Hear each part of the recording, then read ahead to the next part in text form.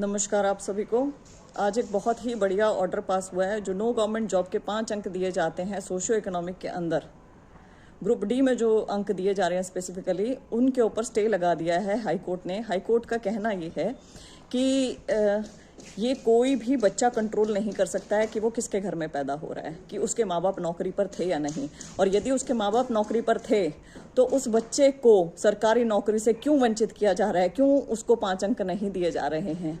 ये गलत बात है। और ग्रुप डी जैसी नौकरी में, ग्रुप डी जो सबसे छोटे लेवल की नौकरी है, यदि बच्चा उसके लिए अपीयर हो रहा है उस नौकरी के लिए, तो इसका मतलब उसको नौकरी की कितनी ज़्यादा आवश्यकता है। इसका मतलब ये कि उसके घर के आर्थिक हालात, आर्थिक स्थिति वो ठीक नहीं है।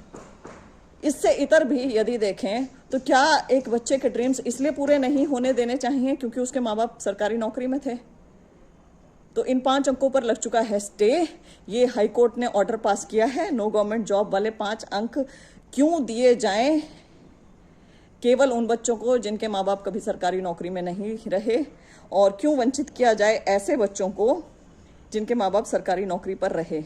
ये केस है Varun Bhardwaj versus state of Haryana and another, और इस केस को क्लब कर दिया गया है CWP 6052023 Arpit Gahlawat versus state of Haryana and others के साथ। इस केस का CWP नंबर था 25781/2023 O&M। इसमें एक और दलील जो हाईकोर्ट ने दी है, जो मैं हमेशा से बोलती आई हूँ, वो ये है कि इकोनॉमिक वीकर सेक्शन, तो आपने एक डाल दिया है ना, एक रिजर्वेशन आप दे रहे हैं ना 10% EWS के अंदर रिजर्वेशन, तो ये एक्स्ट्रा 5 अंक किस लिए? ये एक्स्ट्रा 5 अंक आप क्यों दे रहे हैं जब आप इकोनॉमिक आधार पर, आर्थिक आधार पर ऑलरेडी 10% रिजर्वेशन दे रहे हैं तब, और वो भी ग्रुप डी जैसी नौकरी के लिए क्यों वंचित कर रहे हो?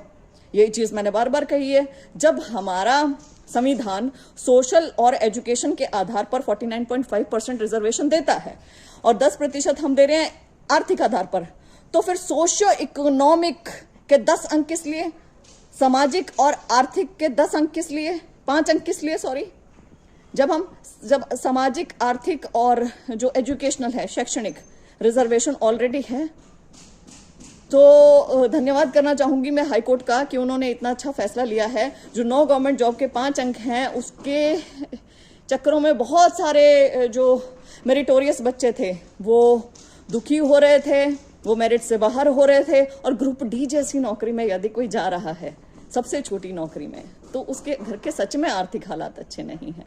तो इन जो अंकों पर स्टे हाईकोर्ट ने लगाया है, उसका मैं बहुत बहुत वेलकम करती हूं, और ये बहुत ही अच्छा स्टेप है मेरिटोरियस स्टूडेंट्स के लिए, खासकर कि पहले ही ग्रुप डी में PhD तक के लेवल के पोस्ट ग्रेजुएट बच्चे, double post graduate, MA B.Ed, पता नहीं क्या क्या कर रखा है, ऐसे ऐसे बच्चे जा रहे थे, ऐसे ऐसे बच्चे, और 5-5 अंकों से वंचित हो रहे थे। क्यों? क्योंकि कभी ना कभी उनके घर में उनके पिताजी ने झाड़ू लगाने वाले तक की नौकरी की होगी, या रहे होंगे थोड़े टाइम के लिए, कुछ भी।